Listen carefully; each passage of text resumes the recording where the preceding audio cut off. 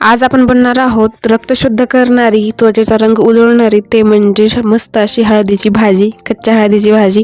एकदम सोपी रेसिपी आहे, खूप टेस्टी लागते. तर तुम्ही पण हे नक्की रेसिपी ट्राय करा. थंडीमध्ये तर खूपच भारी बरं का ही भाजी. काय करायचं आहे तर घेतलेलं आहे कढईमध्ये थोडंसं तूप आणि आपली कच्ची हळद जी असते ना, ती हळद घेतली, त्याची सालवरची जी आहे ते काढून घेतली आणि त्याला मस्त असं खिसून घेतलं. जसं आपण गाजर कसं खिसून घेतो ना, तसंच याला मी खिसून घेतलेलं आहे सेम. आणि याला पूर्ण प्रकारे आपल्याला तेलामध्ये असं तुपामध्ये आपल्याला भाजून घ्यायचे. तूप टाकलेलं आहे मध्ये मी, तेल नाही टाकलं कारण ही भाजी सरासरी तर तुपामध्ये असते आणि टेस्टी पण लागते, खूप जास्त कडूपणा थोडा पण नाही. तर छान असं कमी गॅस करून परतून घ्यायचं. ह्याला फुल गॅस करायचा नाहीये, मस्त असं परतत घ्यायचं. जो एक 70-80% भाजी शिजली की नंतर गॅस बंद करून घ्यायचा. आपल्याला दुसऱ्या कढईमध्ये इथं घेतलेलं आहे तूप चांगलं कडकडीत गरम होऊ द्यायचं आहे. आपल्याला लगेच टाकलेले आहेत मी जिरे चांगले मस्त असे तडतडू द्यायचे आहेत. नंतर मग टाकलेलं आहे मी अद्रक, लसूण आणि हिरवी मिरचीचं पेस्ट, हे टाकून घेतलं आणि हे चांगल्या प्रकारे त्या तुपामध्ये मिक्स करून घेतले.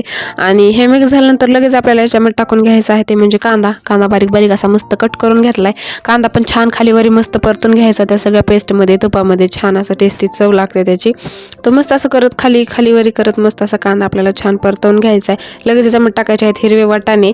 तर हिरवे वाटाणे, मस्त थंडी चालू झालेली आहे, सो थंडीमध्ये हिरवे वाटाणे तर खूपच जास्त येत असतात. तर ते मटर टाकून घ्यायचं आहे मध्ये. लगेच एक खिसलेले गाजर टाकून घेतलेलं आहे. पत्तागोबी पण आपण याच्यामध्ये टाकू शकतो, पण मी खिसलेलं गाजर टाकलेलं आहे मध्ये.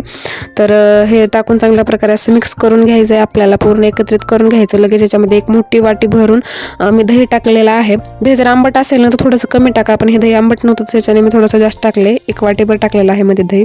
हे टाकून चांगल्या प्रकारे पूर्ण एकत्रित एकजीव करून घ्यायचं आहे आपल्या ह्याला सगळ्याला. आणि हे एकजीव झाल्यानंतर जे आहे ते आपल्याला लगेच आपण हळदीची ठेवलेली होती भाजून साईडला, ते हळद टाकून घ्यायची लगेच याच्यामध्ये आणि खालीवरी करायचं मस्त असं.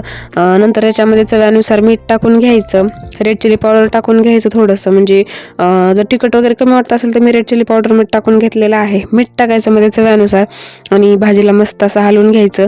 एकदम भाजी रेडी होते, खूप छान लागते बरं का चवीला, एकदम छान चव लागते, टेस्टी लागते. आणि थोडी पण भाजी ना कडू लागत नाही. खूप जणचं असं असतं की हळदीची भाजी कडू लागते, पण नाही, अजिबात भाजी ही कडू लागत नाही. तर मस्त आपली भाजीने एकदम रेडी झालेली आहे, खूप टेस्टी लागते, खूप भारी लागते. तुम्ही ही रेसिपी कधी ट्राय केली का नक्की कॉमेंट करून सांगा. ट्राय केली नसेल तर पटकन ट्राय करा, कशाची वाट बघताय मग. आणि हां, चॅनलवर जर नवीन असताल ना तर पटकन चॅनल सबस्क्राईब करून ठेवा अशाच नवीन छान रेसिपीज पाहण्यासाठी. चला भेटूया पुढच्या व्हिडिओमध्ये.